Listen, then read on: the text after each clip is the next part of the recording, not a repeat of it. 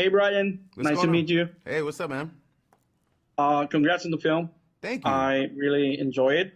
I watched it last Saturday and I really love it. Thanks, man.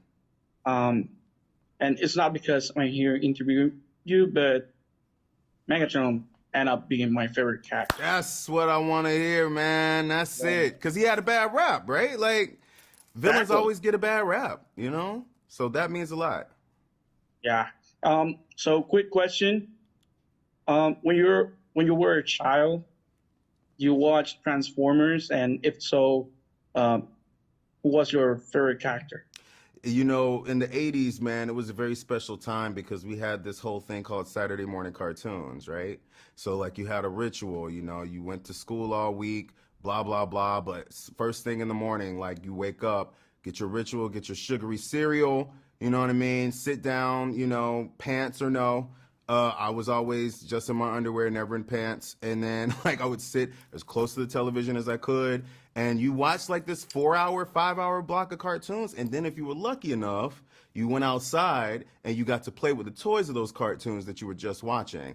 I was not that lucky, okay? I didn't really get a chance to have Transformers as a kid, but I did obtain Transformers at some point. That's a story for another. It may have involved like a Transformers gambling circle, but I got them.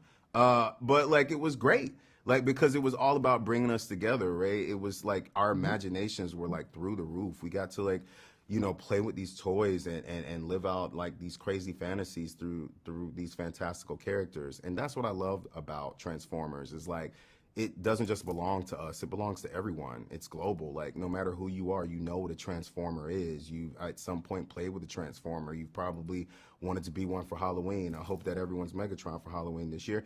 And but like it was like a fantasy of mine, like fulfilled to do this movie, and not only to do this movie, but to do the origin of who these characters are. It was a story that I hadn't seen or heard before. I just always knew that Optimus and Megatron were, you know, formidable foes. Like that's just how it was. So to see who they are and where they started was really cool.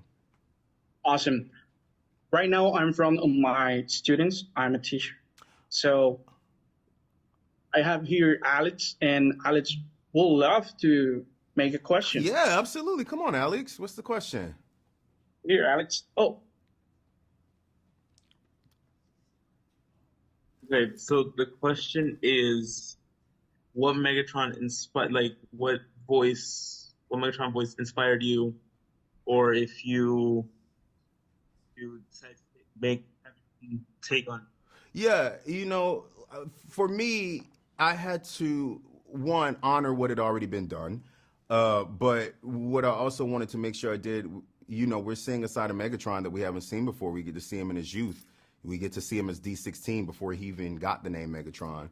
So for me, I just pulled from my experiences. This feels like a very coming of age story. It feels like they're, you know, what, 19, 20 years old. Like, you know, we don't know. But for me, I was like, well, where was I when I was 19 and 20? Like, what? And I know exactly what I was up to. Like, I was in college. I was hard-headed. You know, I was rebellious. I was all those things. And so I kind of wanted to, like, imbue, you know, D-16 with the same thing. And so I brought a lot of who I was when I was 19, 20 into D-16, you know, like him questioning authority, him, you know, trying to follow the straight and narrow, and what my friendships looked like at that time too, you know, like you get to see, you know, Megatron and Optimus joke around like they're brothers, like they really care about one another. So I just wanted to make sure in his youthfulness that it kind of reflected exactly where I was at that time too.